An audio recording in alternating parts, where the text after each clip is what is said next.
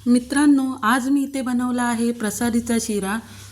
बघू शकता तुम्ही किती सुंदर दिसतो आहे आणि खायलाही चविष्ट असा बनलेला आहे।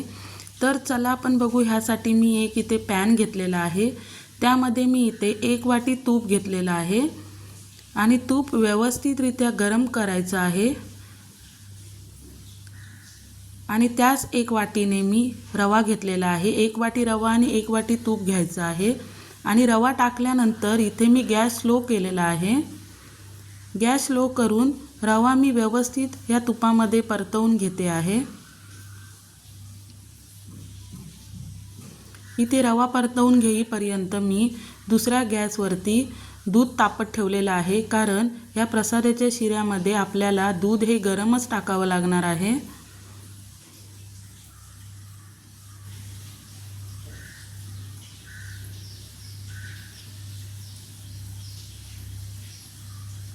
सात ते 8 मिनिटं मीडियम टू लो गॅसवरती आपल्याला हा रवा चांगला गुलाबी रंगाचा होईपर्यंत परतवून घ्यायचा आहे।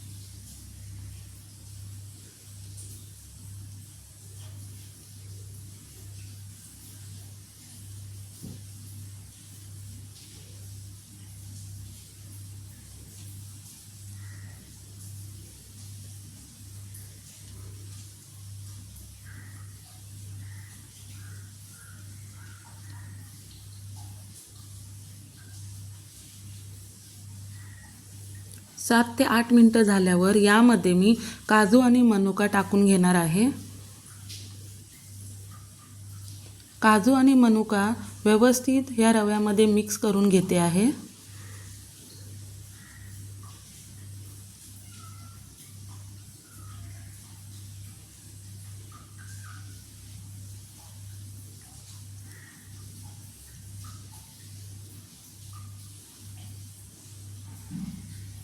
दोन ते 3 मिनिटे मिक्स करून घेतल्यावर ह्यामध्ये मी 1 केळं कापून टाकलेलं आहे। इथे मी रवा 1 वाटी म्हणजेच पाव किलो घेतला होता, त्यासाठी मी 1 केळं कापून घेतलेलं आहे। जर जास्त केळं टाकलं तर आपल्या रव्याला एक उग्रस वास येऊ शकतो।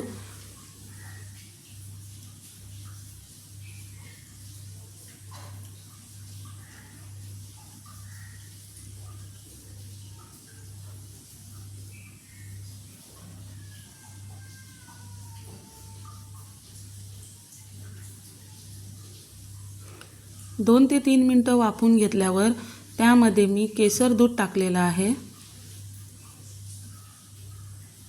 गरम दुधामध्ये केसर टाकून एका वाटीमध्ये मी 10 ते 15 मिनिटं ठेवलं होतं, ते दूध मी ह्याच्यामध्ये टाकलेलं आहे।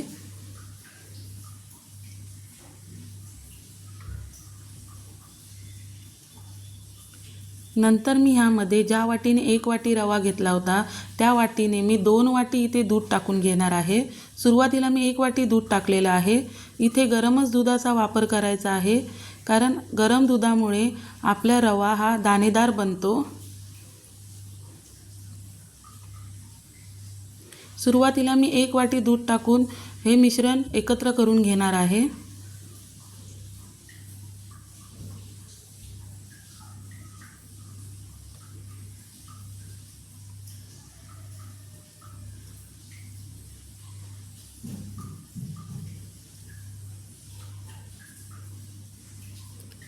नंतर मी परत त्याच वाटीने 1 वाटी अजून 1 वाटी दूध घालते आहे।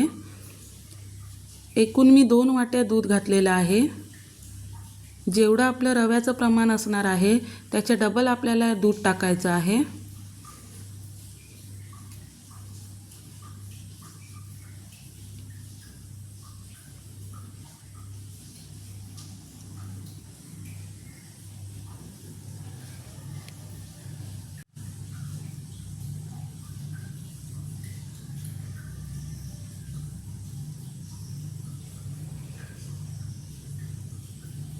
नंतर मी या मिश्रणावरती झाकण लावून 5 ते 6 मिनिटं वाफवून घेणार आहे।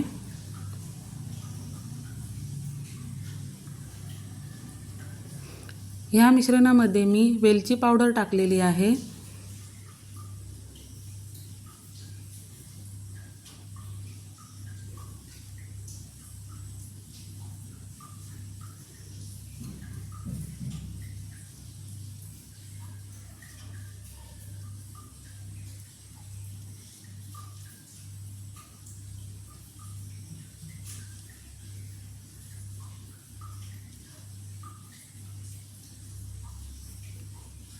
परत मी ह्याच्यावरती झाकण ठेवून 6 ते 7 मिनिटं वाफ काढून घेणार आहे।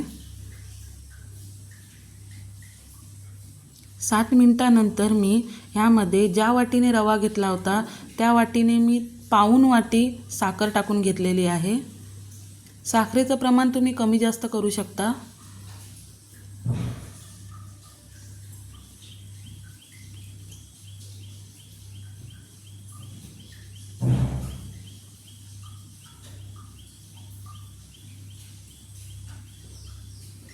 मी साखर ह्याच्यामध्ये व्यवस्थित मिक्स करून घेतली आहे।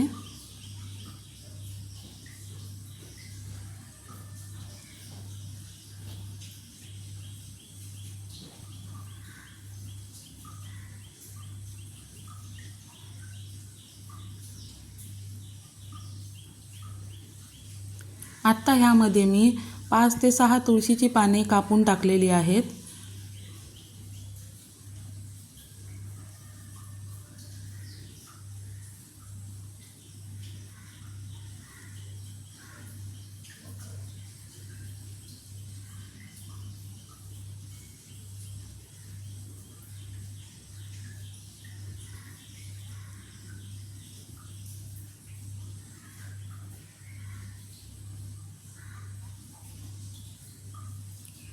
नंतर ह्याला मी झाकण लावून अजून 5 ते 6 मिनिटं वाफवून घेणार आहे।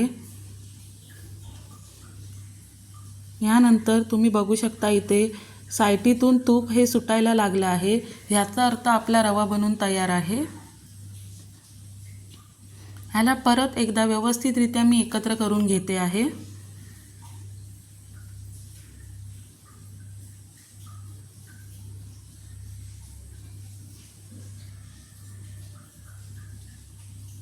अशा प्रकारे आपला प्रसादीचा शिरा बनून तयार आहे।